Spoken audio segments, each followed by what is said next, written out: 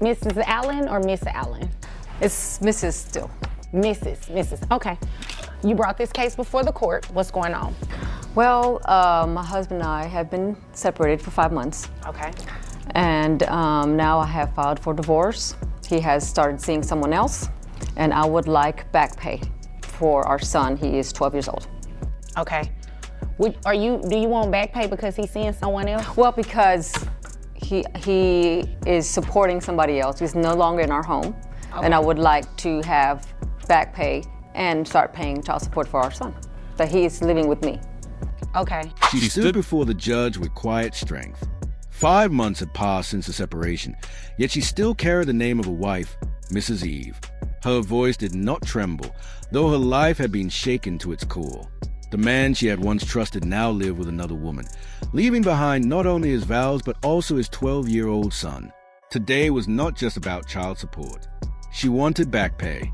The question looming in the room was sharp. Was this truly about money, or was it about betrayal? The judge leaned What forward. comes next? I would like to have back pay and start paying child support for our son. But he is living with me. Okay. I just want to make sure we're not. You want back pay for the child, right? Not necessarily because he's moved on. Yes. Okay. Since he left, has he given you any type of support? Yes. Okay. How much? About 600. 600 each month? Money orders every month, ma'am. Okay. Money orders? Okay, good. And it looks like you turned those in to me. Okay. So you want child support and back pay? Mm-hmm. Yes. Okay. Pressing Judge? clarity. Was she seeking revenge, or was this about responsibility? Mrs. Allen, standing tall, answered with resolve. She wasn't driven by spite. She wanted fairness. Her husband had sent $600 each month. Yes, but was it enough? More importantly, was it documented in a way that the law could recognize? The courtroom's task was heavy, to separate emotional wreckage from financial reality. And just as attention... It's personal. So you want child support and back pay? Mm-hmm. Yes. Okay. And what do you have to say about that? I don't think I need to give back pay. It's like we just had mentioned. I've been giving her $600 every month in money orders. Plus I take care of the insurance. Okay, and how much is the insurance exactly? Insurance is $109. Okay, and I like that you came prepared with your notes and stuff. You don't see too many people come to court with their documents, so that's good. So about this significant other, do you believe that that's the reason you're being brought to court now? Yes, completely. Okay. The next demand ignited the fire again, but he entered the courtroom confident, almost smug. In his hands, a stack of money order receipts and proof of health insurance payments. To him, $600 a month plus insurance was more than enough for his son. But when asked why he believed his wife had dragged him into court, his answer cut deep, because he had moved on with someone new. It was not just a legal case anymore. It was a battlefield of heartbreak. Heating up. That's the reason you're being brought to court now? Yes, completely. Okay. Is there a story behind that? Like, did they have an argument, a disagreement? Well, they don't like each other. I mean, obviously. Well, thing is that she's a yoga instructor. Okay. And she works, she does her yoga. And the woman I'm seeing now actually is a former student of hers. Oh, so you know her. Knew her. You knew her? Yes. Were you guys friends? She was acquaintance that I'd help her, took her under my wing. She's younger, she's 20 years younger than me. Trust and responsibility. Was the fight about meeting the needs of a child, or was it about punishing a broken heart? And then came the revelation no one expected. The woman he had moved on with was not a stranger. She was his wife's former yoga student, 20 years younger, once mentored and guided by the very woman now standing against him. Betrayal, suddenly, had a face. They had not been friends, Has only but there was begun. That I'd help her, took her under my wing. She's younger, she's 20 years younger than me. You're mad about that? I'm not happy about it. I mean, wouldn't you be? I mean, what do you expect, you know? Well, me personally, you know, this has nothing to do with me. Yeah, but yeah, I mean, this caught me off guard. I do focus myself a lot at work. He He's upset 'cause I'm hardly focusing on him, so I guess that's why he's decided to find somebody else. She's focused on her work and not on me and her son. That's the reason why we're having issues now. Okay. And that's the reason, obviously, why you guys are split and you're with someone else. Yes, ma'am. Okay. A bond of trust that made the fracture cut deeper than a simple affair. The wife had invested in her career.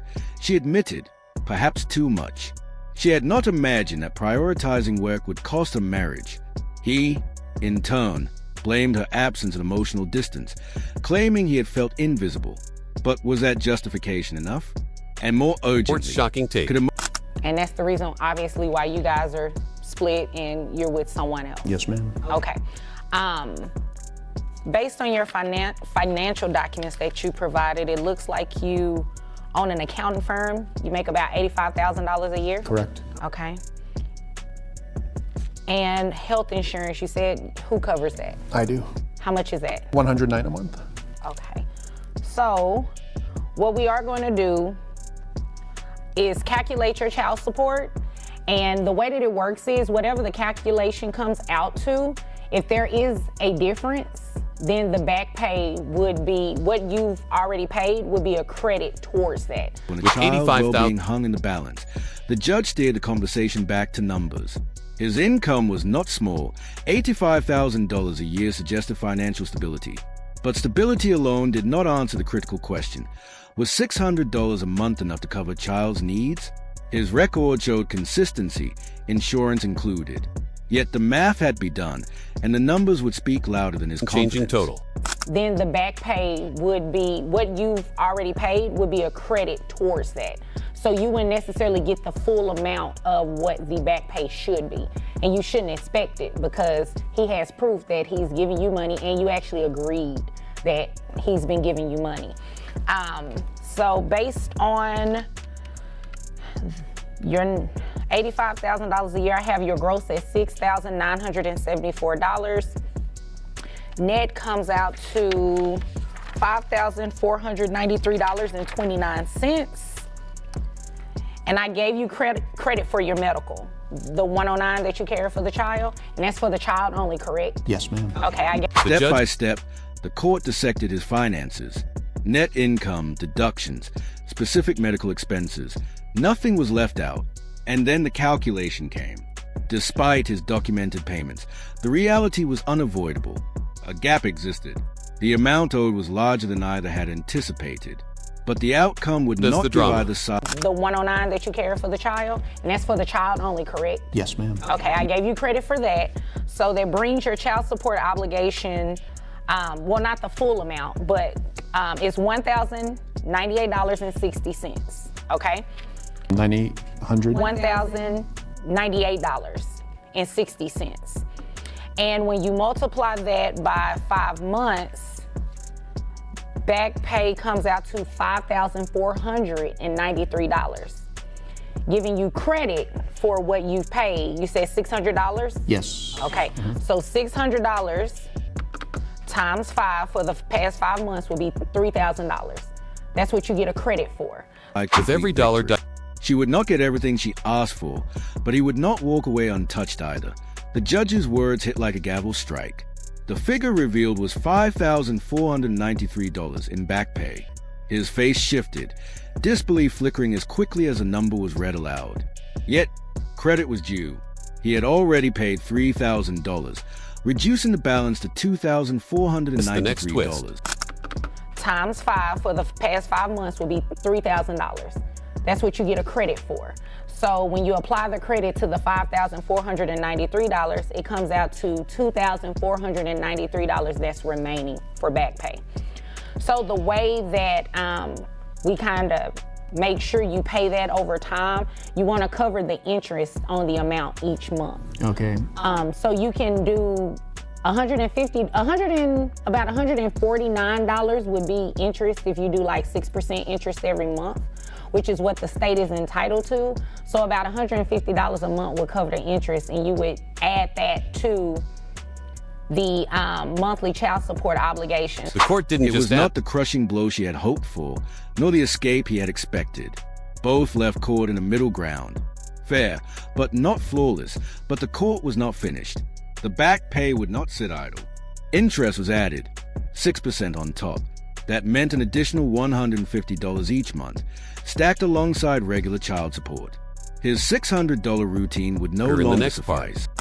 The monthly child support obligation. So that will make your full monthly child support obligation of $1,248. Okay, but And once that $2,493 is paid in full, the amount will go back down to the $1,098.60. I mean, I've been giving her money. I think the $600 was sufficient. Well, technically, it is good that you did give her money, but your child support obligation based on what you make comes out to about $400 more than that. The burden swelled, his once comfortable figure doubling into something heavier, something he could not dismiss so easily. When the judge finally announced a new total, the air seemed to shift. $1,248 a month. That was a number now binding him, not only for current support, but also to cover the interest on back pay. His reaction comes out to about $400 more than that. So you were short. Had you been giving her $1,000 a month, it would have probably covered it minus maybe $100 or something like that. But yeah, that's the reason why you have back pay owed. But you did get a credit for the $600 that you did give her for the past 5 months. Okay, do you all have any other questions? Anything else we need to discuss here today? Okay, well, if there's nothing further, you all are dismissed. You're welcome. complete victory. The husband had not escaped unscathed. The child, unseen yet central, had become the silent anchor of every decision. And as the doors closed behind them, one question lingered in the minds of everyone who had watched. Was justice truly served, or had the court merely stitched together a fragile compromise? The gavel had fallen, the numbers were set, and yet the emotions hung unresolved. What mattered most, money, betrayal, or responsibility, was left for each person to decide.